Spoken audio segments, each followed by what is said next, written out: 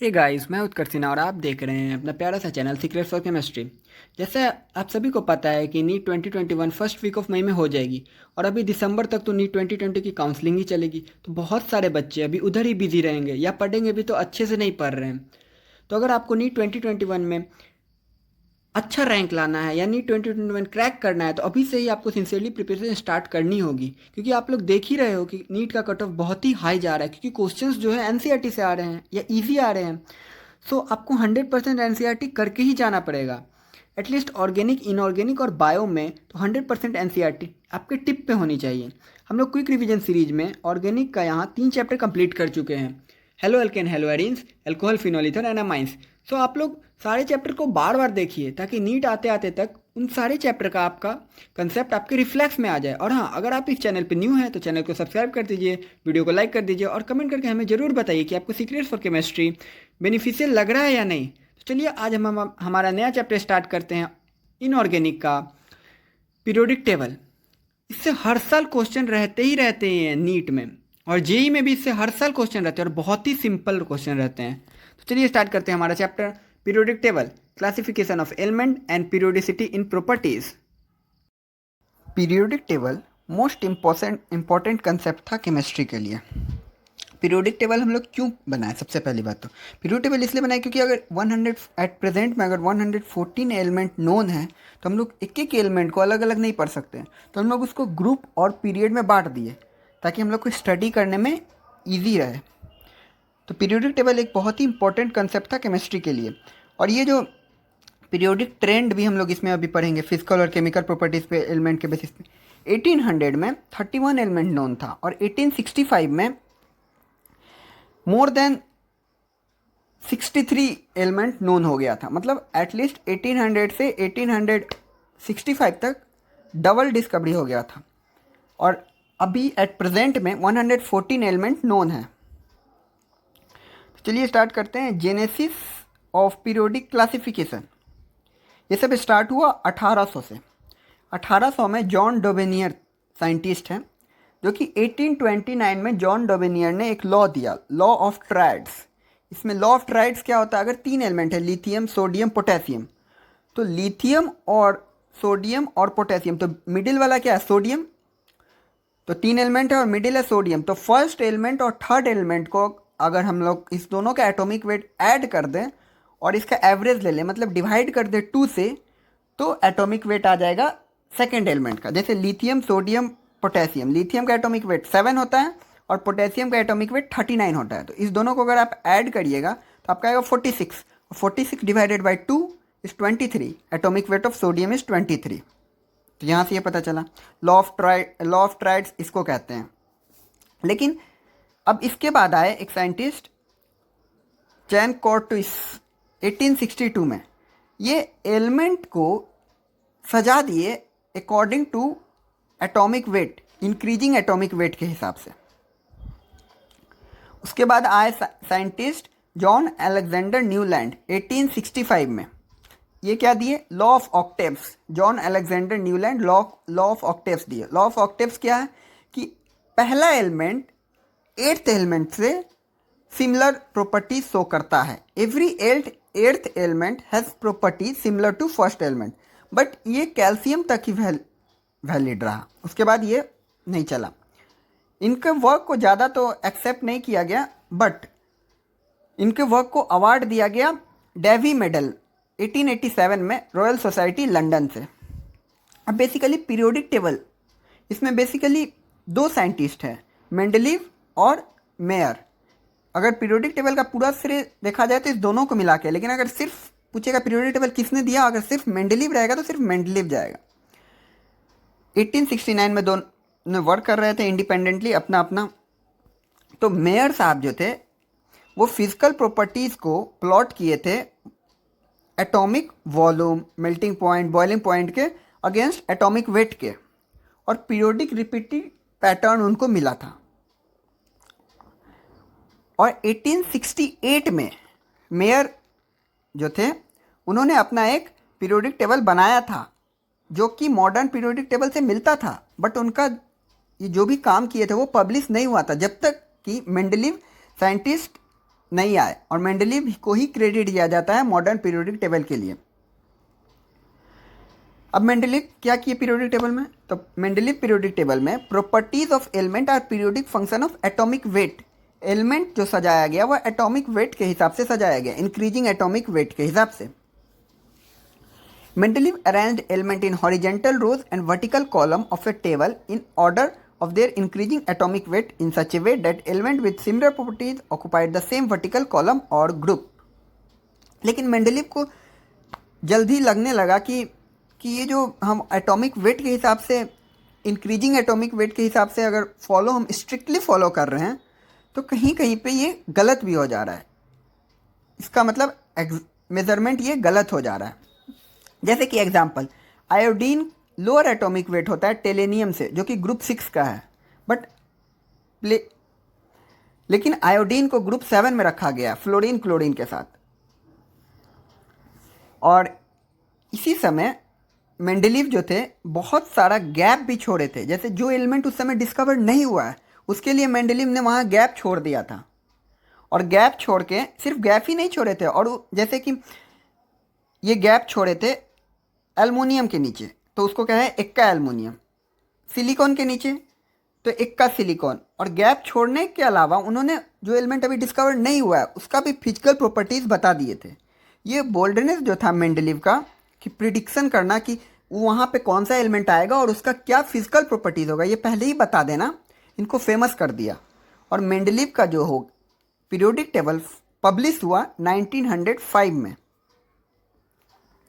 ये मेंडलीव का old periodic table है, ये आप देख सकते हो, कोई खास काम का नहीं है ये। मेंडलीव के बारे में आप 2 मिनट पॉज, मेंडलीव के बारे में दिया हुआ, आप इसको 2 मिनट पॉज करके पढ़ लीजिए। इसके बाद आएगा modern periodic law and the present form of the periodic table. 20th century में हम लोग को सब एटॉमिक पार्टिकल के बारे में पता चलने लगा था। एक साइंटिस्ट आए हेनरी मोसले 1913 में, जो under root of frequency X-ray से जो निकल रहा है और एटॉमिक नंबर का ग्राफ प्लॉट किए, जो कि स्ट्रेट लाइन दिया। तो इससे क्या पता चला? इससे ये पता चला कि atomic number is the more fundamental property of element than atomic मास।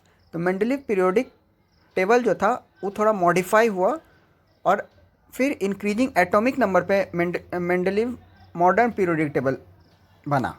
पहले इंक्रीजिंग एटॉमिक मास पे था। तो इससे एक लॉ आया, the physical and chemical property of the element are the periodic function of the atomic number. इधर कुछ खास काम का नहीं है। Long form of periodic table most convenient था और सबसे ज़्यादा यूज़ किया जाने वाला था। हॉरिजेंटल रो को हम जो मेंडलीव सीरीज़ बोले थे उसको हम लोग पीरियड बोलते हैं, हॉरिजेंटल को, और वर्टिकल कॉलम को हम लोग ग्रुप बोलते हैं या फैमिलीज़ बोलते हैं। तो ग्रुप या फैमिलीज़ 18 होते हैं, 1 से 18, और पीरियड 1 से 7 होते हैं। ठीक है। अब हर पीरियड में 7 पीरियड हुआ। हर period highest principal quantum number को रिप्रेजेंट करता है, n of element of the period. First period 2 element होता है, सेकंड पीरियड में 8 एलिमेंट होता है, थर्ड पीरियड में फिर 8, फोर्थ पीरियड में 18, फिफ्थ पीरियड में 18, और सिक्स पीरियड में 32, इसी तरह होता है। और सेवन्थ पीरियड अभी भी इनकम्प्लीट है, और 6 और 7 पीरियड है जो है, इसमें 14 एलिमेंट और होते हैं जिसको हम लोग लैंथेनॉइड और एक्टिनॉइड कहते हैं, जो कि एफ ब्लॉक में हम लोग पढ़ते हैं, पीरियोडिक टेबल के नीचे निकाल के रख दिए जाते हैं। Nomenclature of the element with atomic number greater than 100, जिसका भी एटॉमिक नंबर 100 से ज़्यादा है उसका नोमेनक्लेचर कैसे करें, ये बात अब आया। सबसे पहली बात तो कि जिसका भी एटॉमिक नंबर 100 से ज़्यादा है, ऐसा एलिमेंट बहुत ही अनस्टेबल होता है और बहुत ही माइन्यूट क्वांटिटीज़ में ऑब्टेन होता है, और उसका जो सिंथेसिस और उसका जो 100 से ज़्यादा का एलिमेंट है, 100 से एटॉमिक नंबर से ज़्यादा का एलिमेंट है, उसका बहुत ही बनाना, उसको प्रिपेयर करना बहुत ही कॉस्टली होता है लेबोरेटरी में। तो अब कोई 2 साइंटिस्ट है, मान लीजिए क्या एग्जांपल है, एक अमेरिका के साइंटिस्ट और सोवियत साइंटिस्ट, दोनों क्लेम किए कि एटॉमिक नंबर 104 को उन्होंने डिस्कवर किया है। तो अमेरिकन साइंटिस्ट इसको नाम दे दिए रुदरफोर्डियम, और सोवियत साइंटिस्ट इसको नाम दिए कुर्चाटोवियम। तो अब दोनों में कन्फ्लिक्ट हो गया, लड़ाई हो गया कि भाई हम किए तो हम किए। तो इससे बचने के लिए IUPAC एक रिकमेंडेशन दिया कि 100 के ऊपर जितना भी एटॉमिक नंबर का एलिमेंट है वो अगर डिस्कवर कोई करता है तो पहले उसका नेमिंग होगा, ठीक है। तो नेमिंग जो होगा इस रूल के हिसाब से होगा।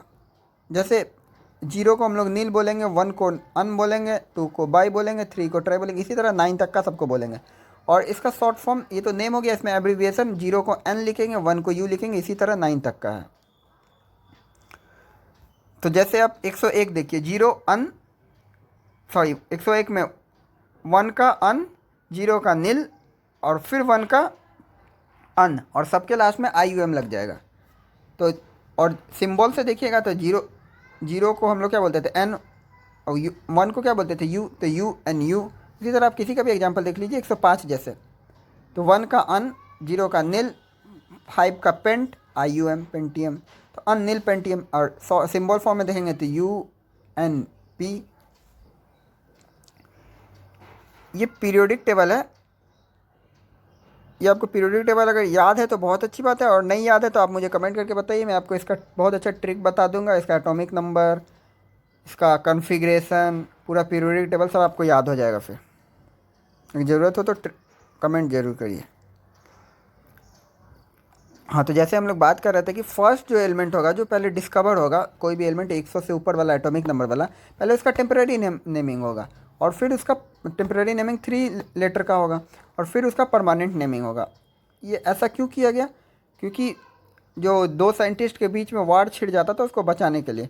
और जो परमानेंट फिर नेमिंग होगा वो रिफ्लेक्ट कर सकता है कंट्री के नेम को, स्टेट के नेम को, या जो साइंटिस्ट डिस्कवर किए हैं उसको ट्रिब्यूट दे सकते हैं उसके नाम के साथ। तो अभी भी ऑफिशियल नेम जो है एटॉमिक नंबर 113, एटॉमिक नंबर 115, 117 और 118 का IUPAC अनाउंस नहीं किया है officially. Electronic configuration of element and the periodic table. जैसे कि हम लोग को पता है कि इलेक्ट्रॉन किसी भी एटम में जाता है कि वो 4 सेट क्वांटम नंबर से चारों सेट ऑफ क्वांटम नंबर के कैरेक्टरिस्टिक से जाता है। क्या क्या है वो चारों set quantum number? Principal quantum number, azimuthal quantum number, magnetic quantum number, spin quantum number. आप इसको याद कर सकते हैं पैम्स, PAMS। चारों है, principal, azimuthal, magnetic, spin. Main energy level जो होता है सेल का वो प्रिंसिपल क्वांटम नंबर से डिफाइन होता है। फिलिंग ऑफ इलेक्ट्रॉन जो अलग अलग सेल सब सेल में जाता है उसको हम लोग ऑर्बिटल बोलते हैं, और डिस्ट्रीब्यूशन जो इलेक्ट्रॉन का होता है ऑर्बिटल में, इसी को हम लोग इलेक्ट्रॉनिक कन्फिग्रेशन बोलते हैं। तो इलेक्ट्रॉनिक कन्फिग्रेशन अभी हम लोग पीरियड में देख रहे हैं। तो इलेक्ट्रॉनिक कन्फिग्रेशन पीरियड में एसोसिएटेड होता है प्रिंसिपल एनर्जी लेवल पे, जैसे N1 होगा पहले, फिर N2 होगा, and so on. Number of element सारे पीरियड में डबल होगा, नंबर ऑफ एटॉमिक ऑर्बिटल जितना अवेलेबल होगा उसका दोगुना होगा, क्योंकि एक एटॉमिक ऑर्बिटल में 2 इलेक्ट्रॉन होता है। तो फर्स्ट पीरियड हम लोग देखते हैं N1। इसमें लोएस्ट लेवल क्या होता है? 1s, इसलिए इसमें 2 इलेक्ट्रॉन होता है। हाइड्रोजन और हीलियम, हाइड्रोजन का कन्फिग्रेशन 1s1, हीलियम का कन्फिग्रेशन 1s2। नेक्स्ट आता है K। इसमें क्या, फर्स्ट सेल, इसमें K क्या होता है? कंप्लीट होता है। सेकंड आया N2, ये स्टार्ट होता है लिथियम से, और थर्ड इलेक्ट्रॉन इंटर इसमें करता है 2s ऑर्बिटल में, जैसे 1s2 2s1। और बेरिलियम में फिर इसका कन्फिग्रेशन होगा 1s2 2s2।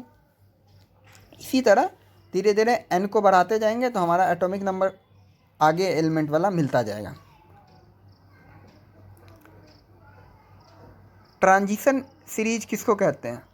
3D series transition series of element होता है, जिसका 3D सीरीज का एटॉमिक नंबर Z21 से स्टार्ट होता है, जिसमें D ब्लॉक आता है, 21 से स्टार्ट होता है और एटॉमिक नंबर 30 तक जाता है।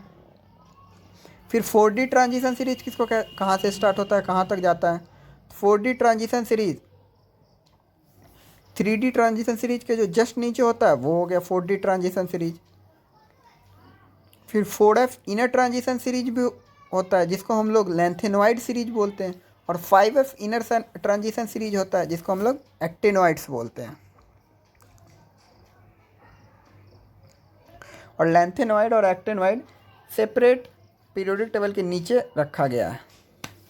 अब ग्रुप वाइज इलेक्ट्रॉनिक कन्फिग्रेशन। कोई भी एलिमेंट जो कि वर्टिकल कॉलम या ग्रुप सेम में है, सेम वर्टिकल कॉलम या सेम ग्रुप में है, तो इसमें सेम तरह का वैलेंशियल इलेक्ट्रॉनिक कन्फिग्रेशन होगा और सेम नंबर ऑफ इलेक्ट्रॉन होगा उसके आउटर ऑर्बिटल में, और वो सेम प्रॉपर्टीज़ भी शो करेगा। जैसे कि ग्रुप 1 एलिमेंट को हम लोग क्या बोलते हैं, अल्कली मेटल। जो NS1 होता है उसके सारे आउटर मोस्ट ऑर्बिटल में एक इलेक्ट्रॉन होगा S में।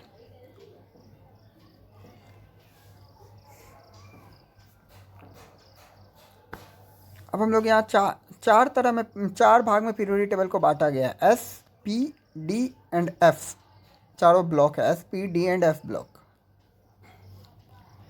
हीलियम जो है S ब्लॉक से बिलोंग करता है स्ट्रिक्टली, बट उसको रखा गया है P ब्लॉक के ऊपर 18 ग्रुप एलिमेंट के साथ। क्यों? क्योंकि वो कम्प्लीटली फिल्ड होता है और 18 ग्रुप एलिमेंट भी कम्प्लीटली फिल्ड होता है। 1s2 हीलियम का कन्फिग्रेशन हो गया, इसलिए ये नोबल गैस की तरह इसका प्रॉपर्टीज दिखता है।